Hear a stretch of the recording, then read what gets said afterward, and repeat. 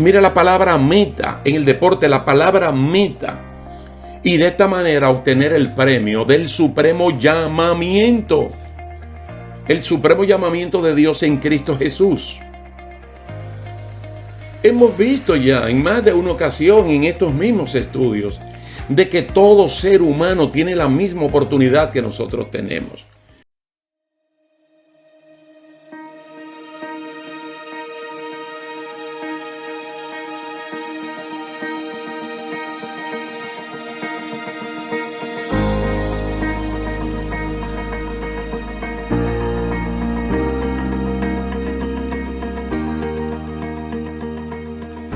Saludos y bendiciones, queridos hermanos. Qué bueno que estamos una vez más reunidos en esta serie de estudios bíblicos entrenados para vencer. Damos gracias a Dios porque Él nos brinda esta oportunidad de continuar conectados por esta vía. En el capítulo anterior nosotros vimos el llamado de Dios, que es específico y personal. Es como cuando en el ejército, en la policía o en los bomberos reclutan candidatos. Y estas personas reclutadas pues son entrenados. El entrenamiento sirve para saber si ellos dan para eso. Y si dan para eso, entonces capacitarlos para que sean eficientes en el trabajo que van a desempeñar. En el día de hoy vamos a hablar acerca de no temas porque yo estoy contigo. Es decir, aquel que me llama, aquel que me va a entrenar, que me va a capacitar y que me va a enviar a la misión para que yo no fracase, Él promete estar conmigo desde el principio hasta el final. El pasaje bíblico que sostiene el capítulo de hoy está en Isaías, capítulo 41, versículos 8 al 13. Isaías 41, 8 al 13. Y así dice la palabra del Señor. Pero tú, Israel, siervo mío eres, tú, Jacob, a quien yo escogí. Vayan notando, hermanos, porque la Biblia ella misma va hablando, ella es la que habla. Descendencia de Abraham, mi amigo, porque te tomé de los confines de la tierra y de tierras lejanas te llamé. Y te dije, mi siervo eres tú, te escogí y no te deseché. No temas, porque yo estoy contigo. No desmayes, porque yo soy tu Dios que te esfuerzo. Noten la palabra que te esfuerzo, es decir, el que te da fuerzas. Siempre te ayudaré, siempre te sustentaré con la diestra de mi justicia. He aquí que todos los que se enojan contra ti serán avergonzados y confundidos. Serán como nada y perecerán los que contienden contigo. Buscarás a los que tienen contienda contigo y no los hallarás. Serán como nada y como cosa que no es, aquellos que te hacen la guerra, porque yo Jehová soy tu Dios. ¿Quién te sostiene de tu mano derecha y te dice, no temas, yo te ayudo? ¡Wow! Esa palabra de ayudador o de ayuda es una palabra hebrea lindísima que se escribe eser con Z. Eser. Y es alguien que nos ayuda, que es un ayudante, pero no que tiene una categoría inferior a uno, sino que Él nos ayuda porque Él es superior a nosotros. Inmediatamente aquí se puede notar que todo se inicia con el llamado de Dios. Recuerden el capítulo anterior, un llamado específico y personal. Entonces se inicia con el llamado de Dios y de la evaluación de lo que uno era cuando Dios se acercó para salvarnos del pecado, de la frustración y de la derrota. Él está hablando en tiempo de Isaías, siglo 8 antes de Cristo, ya en el tiempo de profetas y reyes, mucho, pero mucho tiempo después de Abraham.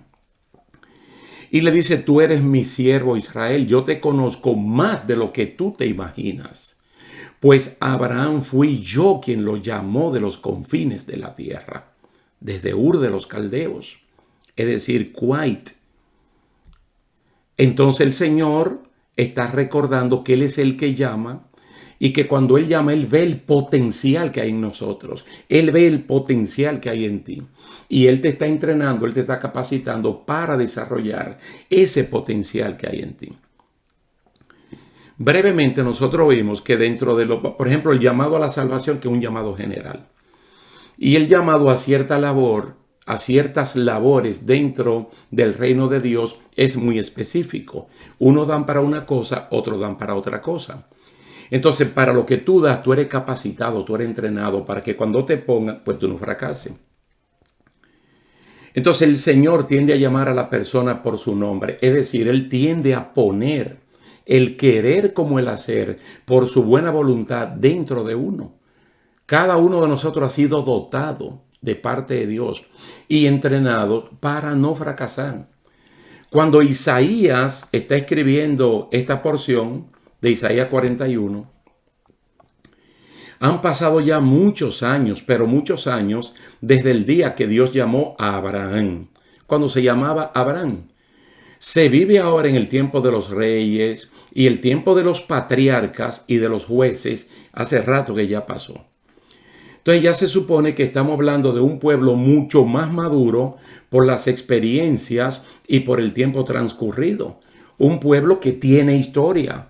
Abraham comenzó a forjar su historia cuando Dios lo llamó estando en Ur de los Caldeos y entonces él mediante la fe le respondió a Dios y ahí comenzó todo. Por eso que ustedes ven que su vida en Ur, en el capítulo 11 de Génesis y el 12 también, solamente comienza mencionando a Taré su papá, que cuando tenía 70 años comenzó a engendrar a Abraham, a Nacor y a Harán. Y luego, bueno, que se casaron los hijos y se habla que en ese momento Harán tuvo un hijo llamado Lot y luego salen para Canaán y se quedan en Harán, hasta ahí llegaron. Pero no hay mayores detalles de la vida de Abraham.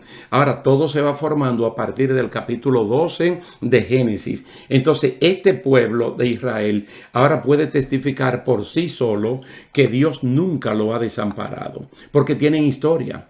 Pero es Dios quien le hace saber eso. Israel ya tiene historia que contar sobre la base de largas experiencias, algunas amargas y otras dulces, que han ido formando a un pueblo que podrá decir cualquier cosa buena o mala que se le antoje de Egipto, pero nunca podrán decir que Dios lo desamparó. Claro, yo digo esto porque hubo un momento que ellos anhelaban volver a Egipto para comer pescado, cebolla, puerro, melones, y se le estaba olvidando un Dios que estaba caminando con ellos, que los estaba entrenando en un entrenamiento real y no ficticio, y que le estaba supliendo lo que ellos necesitaban en la medida que la necesidad aparecía.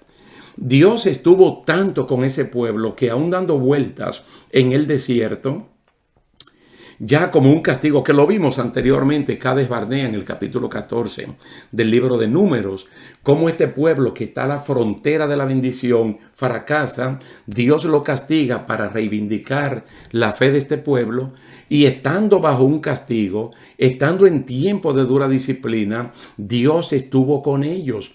Y en un acto de amor, de misericordia, no solo por los inocentes de 20 años hacia abajo, sino por todos, nunca le faltó comida. Hagan memoria y conecten una cosa con otra. Ellos están bajo el castigo de Dios, dando vuelta en el desierto, queriendo entrar a la tierra prometida. No pueden porque están bajo el castigo de Dios, pero el Señor nunca le cortó el suministro de comida. Le mandó el maná, siempre le dio agua, su ropa no se le dañó, los pies no se le hincharon, los zapatos no se deterioraron, no sufrieron el calor del día, no sufrieron el frío de la noche, porque Dios estaba allí con ellos para darle protección, Es decir, Dios no iba a hacer leña del árbol caído. Por ejemplo, Esdras, que es un gran sacerdote del retorno, en uno de sus más grandes discursos relatado en Nehemías capítulo 9, hace mención de que siendo Israel merecedor del abandono y del rechazo de Dios por sus abominaciones, por sus pecados, él dice en Nehemías 9, 19 al 21, no los abandonaste en el desierto. La columna de nube no se apartó de ellos de día para guiarlos por el camino, ni de noche la columna de fuego para alumbrarle el camino por el cual habían de ir. Y enviaste tu buen espíritu para enseñarles, y no retiraste tu maná de su boca, y agua les diste para su sed. Los sustentaste 40 años en el desierto. De ninguna cosa tuvieron necesidad. Sus vestidos no se envejecieron, ni se hincharon sus pies. Es Esdras que está hablando, pero esto está en Nehemías capítulo 9, versículo 19 al 21. Mire, uno se puede quedar ahí en esos versículos y hablar solamente de eso, para ver lo que se llama un real entrenamiento de Dios, un pueblo que acaba de fracasar, para reivindicarlo, y aunque literalmente más de 603,000 personas con más de 20 años en adelante no iban a entrar a la tierra prometida, no significa que ellos se perdieran, porque Dios le estaba dando un chance para que se arrepintieran. Pueden perder una bendición terrenal, pero pueden ganar lo más grande, que es la bendición espiritual. La imagen de más victoria en toda la Biblia es saber que Dios está con uno, y si así lo reconocemos, entonces podemos comer al enemigo como se come un pedazo de pan con mantequilla. Antes de Isaías escribir, lo hizo David. Y estando en uno de sus más grandes apuros, pues sus enemigos se habían multiplicado en calidad y en cantidad, mire lo que él dice en el Salmo número 3, especialmente los versículos 3 y el 6. Ojalá que ustedes quieran leer el Salmo completo, el 3, pero yo le voy a leer el versículo 3 y el 6. Jehová, tú eres escudo alrededor de mí, mi gloria y quien levanta mi cabeza. No temeré a 10 millares de gente que pusieren sitio contra mí. Ya cuando uno ha sido entrenado, capacitado por el Señor, probado, con esos anticipos de bendición, que algunos son mencionados en el libro de Números, para demostrar que no hay razón por la cual enfriarse, descarriarse, abandonar este camino, porque ya hemos gustado el don celestial, los poderes divinos, la llenura del Espíritu Santo, tantas cosas, que aunque caigamos en un momento difícil, el solo recordar lo que Dios ha hecho con nosotros es suficiente para uno seguir hacia adelante, porque es un entrenamiento. Miren, no es que 10 millares de gente no asusten a una sola persona. Incluso hubo un momento que Saúl mandó a buscar a David con 35,000 personas y David estaba prácticamente solo. O decir que muchos problemas no nos hacen temblar sería como esconder la cabeza en un hueco y dejar el resto del cuerpo fuera, como hace el avestruz. Pero identificar el problema no es un equivalente de derrota. No. El uno poder decir, tengo tal o cual situación, tal o cual enfermedad está afectando mi cuerpo, no quiere decir que eso es una confesión de derrota. Tú lo que estás es reconociendo una realidad para en base a esa realidad saber lo que tú vas a hacer. Ese reconocimiento es para saber cómo atacar, haciendo uso del poder de Dios que me cerca como escudo alrededor de mí. Por ejemplo, mire, esa lectura, muy parecida también, la que mencioné de Saúl cuando mandó los soldados 35,000 a buscar a David. En 2 de Samuel, capítulo 15, capítulo 16, el mismo capítulo 17, donde David huía de su hijo Absalón, que es donde están sustentados el Salmo 3 y el Salmo 4. Aparentemente él estaba huyendo como si fuera un cobarde, pero cuando uno analiza la palabra de Dios, cuando uno la analiza, cuando uno la lee y la medita, no fue un acto de cobardía de parte de David, sino que no enfrentó a su enemigo para que lo hiciera Dios mismo, con la estrategia que él quisiera utilizar. No fue David que mató a Goliat, no fue David. No fue David que venció a Absalón, fue Dios que usa los instrumentos adecuados. Y en un caso utilizó a David, en otro caso pudo utilizar a otra persona, pero finalmente la fuente de la victoria nuestra es Dios. Pero estamos hablando de aquel que según Isaías 41 nos está prometiendo. ¿Prometiendo qué? ¿Qué nos está prometiendo Él a nosotros? No tema porque yo estoy contigo. No tema porque es que yo estoy contigo. Y si Dios dice que está contigo, analízalo perfectamente bien. La única persona en cualquier parte del universo que te promete meterse contigo en el fuego es Dios. El único que promete meterse en las aguas contigo es Dios. El único que promete meterse en el lodo de una cisterna contigo es Dios. Porque hay personas que quieren pero no pueden. Incluso familiares nuestros muy cercanos no pueden, solamente Dios. Yo no estoy diciendo que no hayan familiares que den hasta la vida por uno, pero dando la vida por uno se pierde uno y se pierden ellos. Pero aquí estamos hablando de alguien que se mete en el problema. Él sale ileso y te saca a ti también de allí. El no tema porque yo estoy contigo es una expresión de fortaleza. De que por grande que sea el problema o por gigante que se vea el diablo o la situación, si Dios está conmigo, no temeré. No temeré. Aunque esté rodeado por millones de enemigos, no temeré. Los problemas fueron magnificados por David llevándolos al extremo más grande posible, para luego decir que eso no es nada si Dios está con nosotros. Y esas son exactamente las mismas palabras que usa Isaías aquí en este capítulo 41, de que Dios está con nosotros para que no temamos a nada ni a nadie que no sea a Dios con ese temor reverente, con ese temor reverente. Yo quiero que ustedes entiendan, hermanos, yo también tengo que entenderlo. Porque estamos, ¿verdad?, en la misma. Somos del mismo equipo, del mismo team de Dios.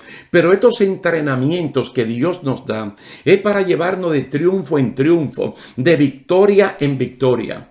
Dios puede escogerte a ti o a mí como soldados que hemos dado la talla y llevarnos a batallas de mayor envergadura, porque Dios confía en que el entrenamiento que Él nos ha dado es un entrenamiento que nos capacitó para salir triunfante en cualquier escenario.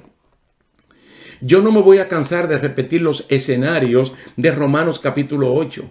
Yo no creo que puedan haber otros, porque allí se va resumiendo ni la muerte, ni la vida, ni lo alto, ni el presente, ni el futuro, ni el pasado, ni ángeles, ni potestades, ni hambre, ni desnudez, ni persecución, ni aflicción, ni la muerte, ni el diablo, ni nadie podrá separarnos de Dios, del amor de Dios, que es a través de Cristo Jesús. Porque en esas cosas donde otros se quitan la vida, donde otros se frustran y salen derrotados, tú y yo somos más que vencedores. Pero no por ti, por mí, sino por aquel que dijo, no temas, porque es que yo estoy contigo. Alabado sea el nombre del Señor. Y miren que los que me conocen saben que a mí no me gusta la adivinación espiritual. Yo no sé cuántas personas en este momento están conectados con nosotros. Y yo no me voy a poner al azar a decir, yo sé que aquí hay personas que me están escuchando que tienen tal o cual. No. Es decir, no importa cuál sea tu problema. Según Job 5, según Amós 5, según el Salmo 146, por mencionar 3 capítulos de la Biblia, Dios es un especialista en todas las áreas. Y ustedes saben que en todas las profesiones, habidas y por haber, las personas se especializan en una área de la ciencia. Pero Dios es un especialista en todas las áreas. Por lo tanto, usted que me está escuchando, usted que me está viendo, no importa cuál sea tu problema. Él dijo, no temas, porque es que yo estoy contigo. Y noten que a Dios nadie le tiene que avisar de una situación de sus hijos, porque Él la conoce a fondo, a menos que usted no haya leído el Salmo número 8. El Salmo número 8 pone a los seres humanos como los más pequeños en todo el universo. Y dice, ¿quién es el hombre o el hijo del hombre para que Dios tenga memoria de él y para que lo visites? Entonces aquí vemos la coherencia entre personas como Josué, como Caleb, como David, quienes en diferentes momentos enfrentaron problemas del tamaño de gigantes y pudieron triunfar porque se sostuvieron como viendo al invisible. Si mal no recuerdo, es en 2 de Corintios, por el capítulo 4 por allí, que habla de esa visión de la fe. Cómo podemos ver nosotros, mediante los ojos de la fe, lo que otra gente no puede ver. Y si ellos lo vieron y triunfaron, nosotros podemos también. Se sostuvieron como viendo al invisible, un gigante enorme que no se puede medir, que se llama Dios. Uno puede decir una y mil veces que Dios, el Dios nuestro, es omnipotente. Oiga la palabra omnipotente, capaz de hacer todo lo razonablemente imaginable y lo no imaginable. Pero si no dejamos que en el contexto de la batalla Él entre en acción peleando por nosotros, será una declaración más y no un recurso que es capaz de hacer cualquier cosa por nosotros. Bendito y alabado sea el nombre del Señor. Usted puede tomar esa palabra para usted en este día. La puede compartir con su familia. La puede compartir en el lugar de trabajo, en el lugar de estudios. Puede levantar los ánimos de una persona como Dios te lo ha levantado a ti. Puede tú consolar a otro con el consuelo que Dios te ha dado a ti. No temas, porque yo estoy contigo, dice el Señor. Muchos pasajes bíblicos que no lo vamos a mencionar. Pero Él dijo, y yo estaré con ustedes hasta el fin del mundo. Gracias le damos al Señor, que Él está con nosotros y está con nosotros como poderoso gigante. Vamos a dejarlo hasta aquí, queridos hermanos, dándole la gracia, la gloria y la honra siempre a Dios. Y yo personalmente a ustedes por el tiempo dispensado. Que Dios le bendiga, que Dios le guarde y espero verlos en la próxima ocasión. Hasta la próxima.